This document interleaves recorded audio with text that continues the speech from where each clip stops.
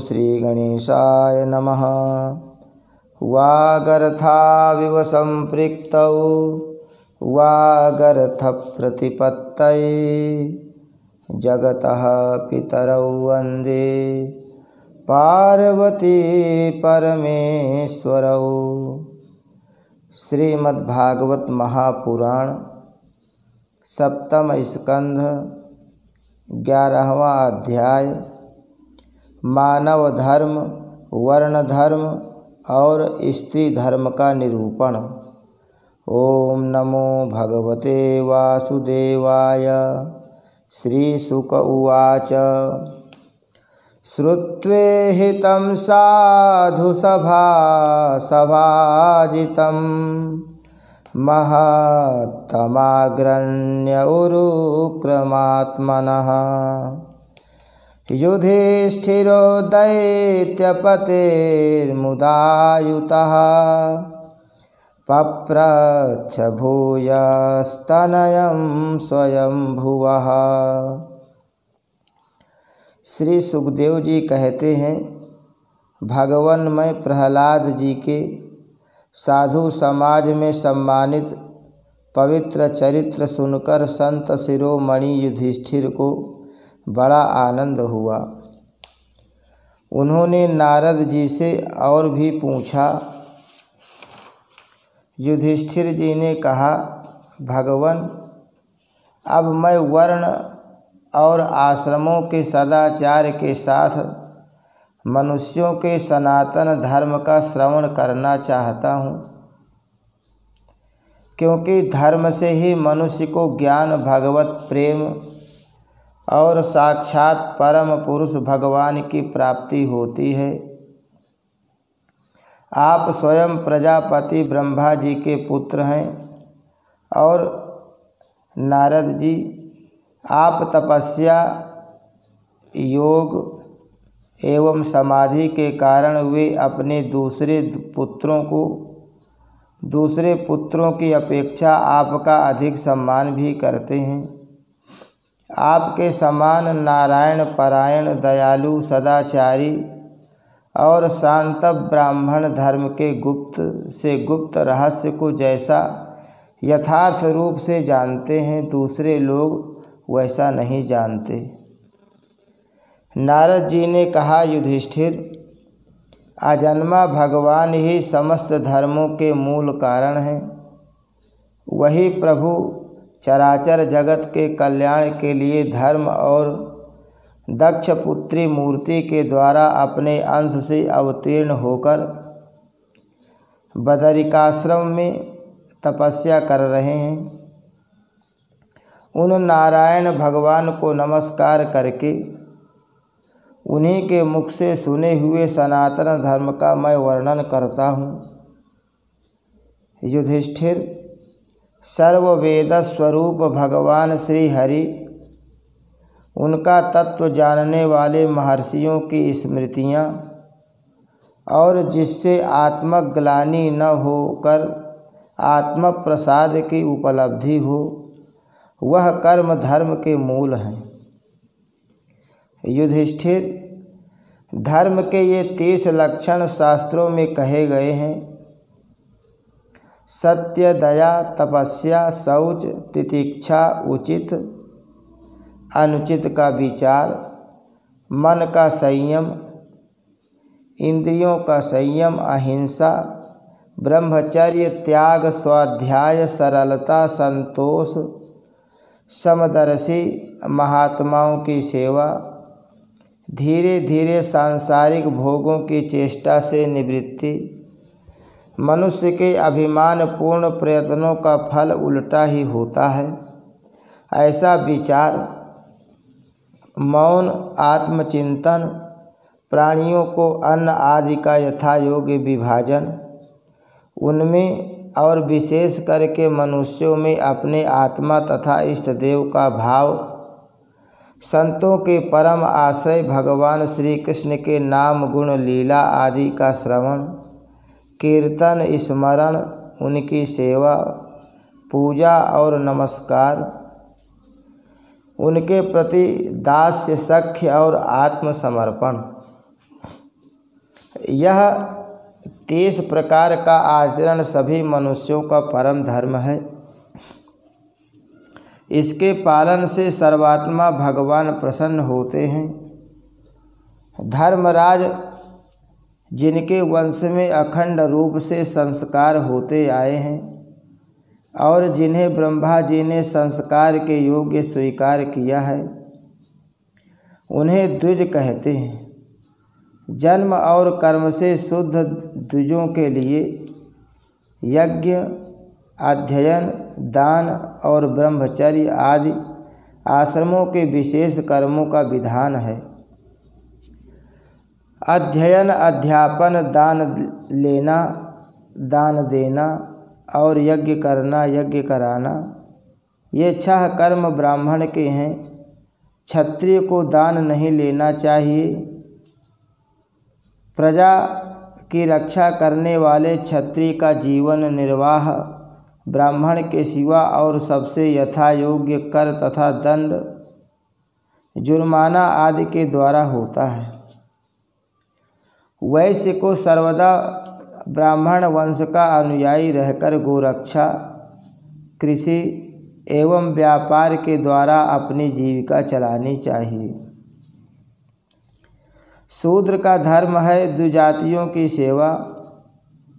उसकी जीविका का निर्वाह उसका स्वामी करता है। ब्राह्मण के जीवन निर्वाह के साधन 4 प्रकार के हैं।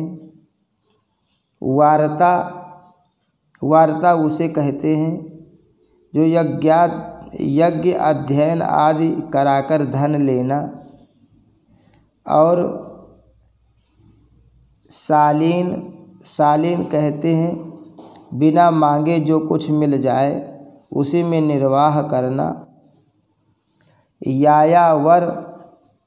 यायावर माने नित्य प्रति धान्यादि मांग लाना। किसान के खेत काट कर अन्न घर को ले जाने पर पृथ्वी पर जो कण पड़े रह जाते हैं उन्हें सिल तथा बाजार में पड़े हुए अन्न के दानों को उंच कहते हैं।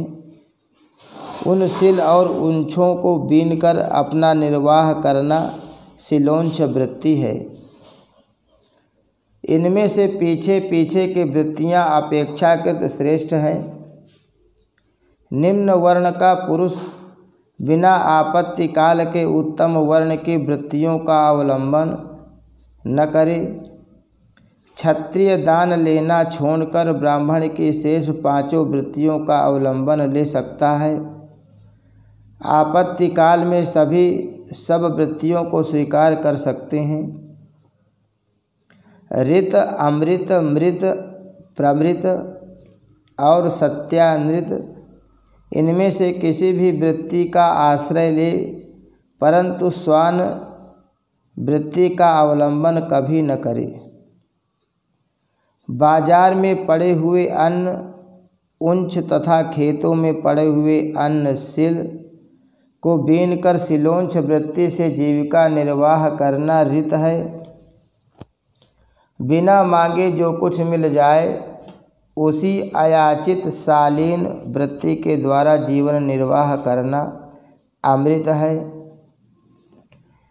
नित्य मांग कर लाना अर्थात यायावर वृत्ति के द्वारा जीवन यापन करना मृत है।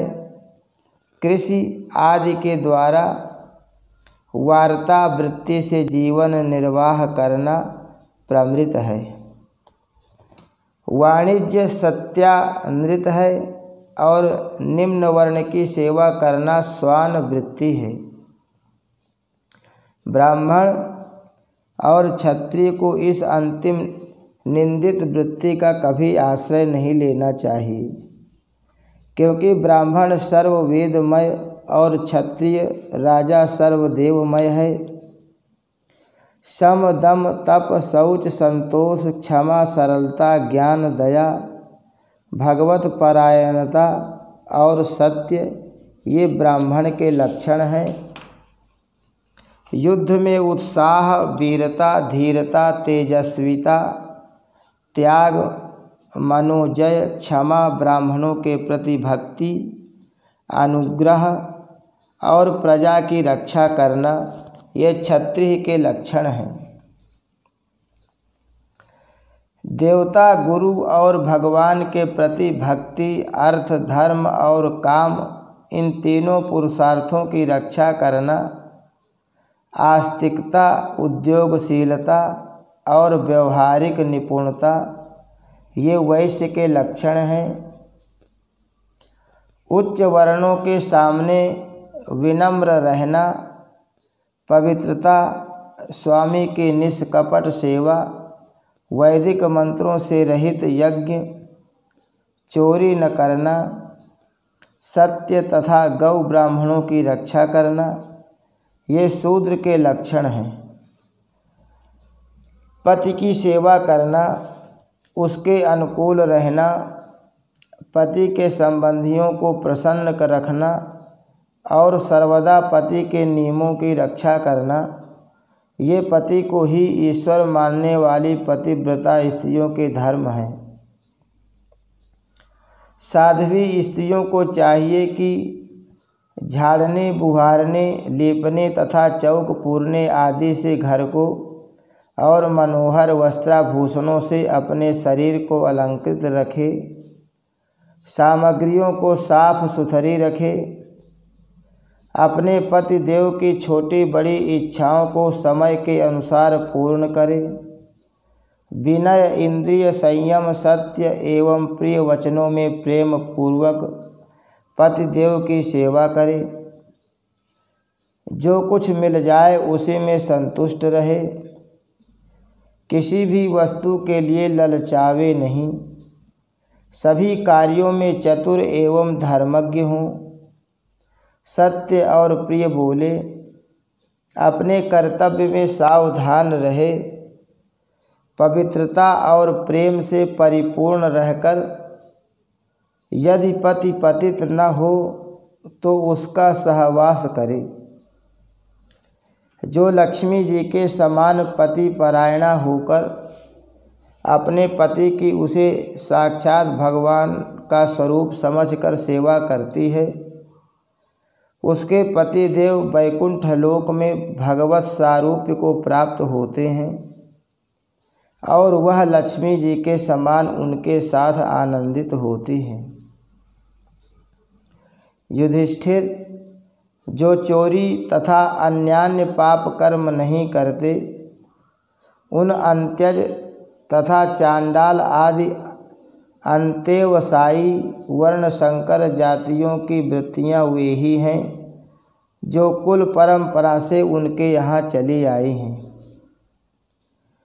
वेददर्शी ऋषि मुनियों ने युग युग में प्रायः मनुष्यों के स्वभाव के अनुसार धर्म की व्यवस्था की है।